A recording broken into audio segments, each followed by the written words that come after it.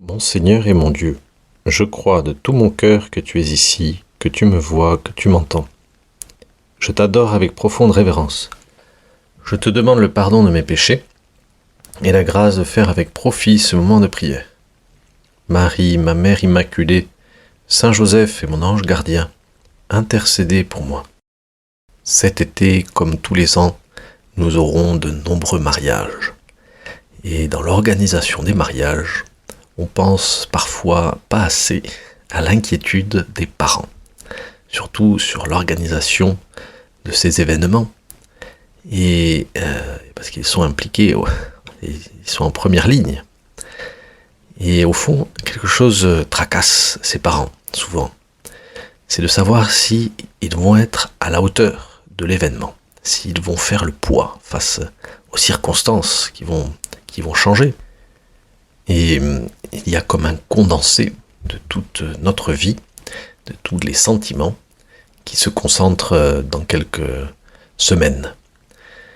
Et parfois aussi, nous nous rendons compte, Seigneur, que face à notre vie, nous avons cette inquiétude de fond. Est-ce que je vais être à la hauteur ? Est-ce que, Seigneur, je vais faire le poids ?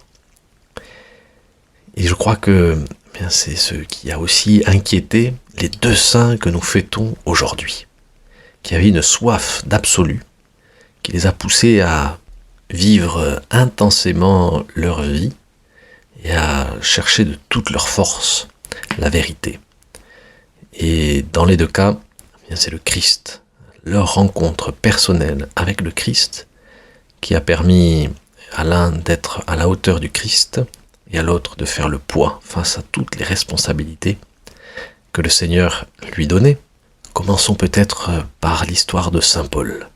Nous savons que c'était un pharisien, que c'était un juif zélé, et qui croyait de tout son cœur que le salut venait de la loi ancienne, qu'il fallait respecter tous les préceptes de l'Ancien Testament pour pouvoir être sauvé. Il était inquiet de savoir s'il était et s'il serait toujours à la hauteur de son Dieu qu'il aimait. Et c'est pourquoi il a cherché à faire respecter cette loi, mais d'une manière complètement erronée, puisqu'il a cru bon de persécuter les chrétiens, qui étaient pour lui un danger face à la vérité, parce qu'il était persuadé qu'il avait la vérité. Et donc, comme nous lisons dans la deuxième lecture, Saint Paul avoue qu'il a persécuté les chrétiens d'un zèle ardent. Il était d'ailleurs dans les organisateurs du martyre de Saint-Étienne, du premier martyr. Et le Seigneur s'est servi de ce zèle, de cette soif d'absolu, pour remettre Saint Paul sur le droit chemin.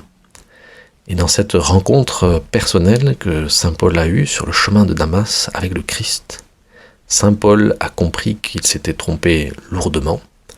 Et quand Jésus lui dit qu'il est le Christ, ce Christ qu'il persécute tant, il comprend enfin que pour être à la hauteur de ce grand défi que le Seigneur lui a confié, pour être à la hauteur de la rédemption qu'il faut recevoir du Seigneur, il ne faut pas s'exciter à persécuter les gens qui, selon nous, sont dans l'erreur, mais il faut se laisser saisir par le Christ, saisir par toi. Alors, dit Saint Paul, quand nous comprenons cela, quand nous comprenons que la rédemption, le salut vient du Christ, et non de la loi ancienne, alors nous ne sommes plus comme des petits enfants, nous laissant secouer et mener à la dérive par tous les courants d'idées, dit-il dans une de ses lettres. Au contraire, en vivant dans la vérité de l'amour, nous grandirons pour nous élever en tout jusqu'à celui qui est la tête, le Christ. Voilà, Seigneur, par nos petits actes d'amour, nous nous laissons saisir par le Christ qui nous met à sa hauteur et qui nous permet de recevoir enfin le salut. car nous avons besoin, Seigneur, d'être sauvés. Et Saint Pierre, alors lui, il avait aussi une grande soif de vérité, une grande soif d'absolu. Il était plein d'espérance dans la venue du Messie, mais il s'entêtait à croire que le Messie allait déployer surtout un rôle politique. Alors Saint Pierre voulait faire le poids face à ces circonstances. Il pensait que par sa force, par son intelligence, par son épée, il allait aider le Christ à sauver son peuple. Et Jésus n'était pas du tout dans cette optique-là. Il lui a fait comprendre petit à petit que le salut ne parvenait pas par nos efforts humains, par l'épée, mais que le salut viendrait de par son amour totalement donné pour nous sur la croix. Bien Seigneur, parfois nous sommes un peu comme Saint Pierre. Nous pensons que ce sont nos efforts, notre lutte personnelle qui va nous permettre de faire le poids face aussi à nos péchés, face aux péchés du monde, face à la société, etc. Et alors on s'entête et on s'échine à produire de nombreux efforts. Mais finalement, bien, tous ces efforts ne font pas le poids. Et nous avons besoin de la croix, de nous unir à ta croix, à ton amour, pour nous laisser aimer et pour nous laisser sauver.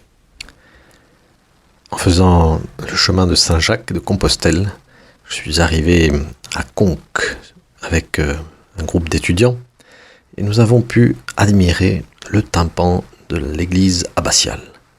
Et sur ce tympan, il y a un petit épisode intéressant du jugement particulier. Nous voyons une balance. C'est la balance de notre vie. Une balance avec deux plateaux. Un plateau qui fait pencher la balance vers le paradis et un plateau qui fait pencher la balance vers l'enfer. Alors le diable fait tout pour faire peser le plateau de l'enfer. Et il appuie même sur le plateau. Il se réjouit de notre condamnation. Il veut que nous soyons condamnés. Et sur ce plateau se trouvent tous nos péchés et tous nos refus d'aimer. Et puis, du côté du plateau du paradis, se trouvent peut-être quelques-unes de nos bonnes actions, quelques-uns de nos actes d'amour, mais surtout, il y a plusieurs petites croix. Et ce sont ces croix qui font pencher définitivement le plateau vers le paradis. Et c'est par la croix que nous sommes sauvés. C'est par la croix que nous faisons le poids. Et au fond, l'acceptation de cette croix, ça a été le chemin que Saint Pierre a parcouru pour atteindre enfin la sainteté que le Seigneur voulait pour lui. Il n'accepta pas cette croix quand Jésus a annoncé sa passion. Il n'acceptait toujours pas cette croix quand Jésus était en train d'être condamné. Et c'est pourquoi il t'a trahi, mon Dieu, par 3 reprises. Et finalement, il accepte cette croix quand le Seigneur ressuscite et qu'il lui demande par 3 fois « Est-ce que tu m'aimes? Est-ce que tu acceptes mon amour ? Est-ce que tu acceptes mon amour qui s'est exprimé sur cette croix? Est-ce que tu comprends, Saint Pierre ?» lui dit Jésus, que si tu veux être sauvé, tu dois me laisser mettre dans la balance de ta vie quelques petites croix. Dans l'application 10 minutes avec Jésus, tu pourras voir cette photo où l'on voit la balance de notre vie représentée sur le tympan de Conques. Une légende raconte que Saint Pierre, à l'approche de son martyre, avait été saisi d'effroi et qu'il avait commencé à fuir Rome. Et dans sa fuite, il croise le Christ qui lui dit qu'il va à Rome être crucifié une 2e fois puisque Saint Pierre refuse encore cette croix. Et Saint Pierre se rend compte de son erreur, qu'il est retombé dans son petit travers, et donc il revient à Rome pour accepter définitivement la croix. Seigneur, en contemplant la vie de Saint Paul, je comprends enfin que c'est toi qui vas me hisser à ta hauteur, que c'est le Christ qui va me sauver. Et en revenant sur la vie de Saint Pierre, je comprends de nouveau que c'est ta croix, c'est ton amour, et uniquement ton amour, qui va me permettre de faire le poids, qui va me racheter.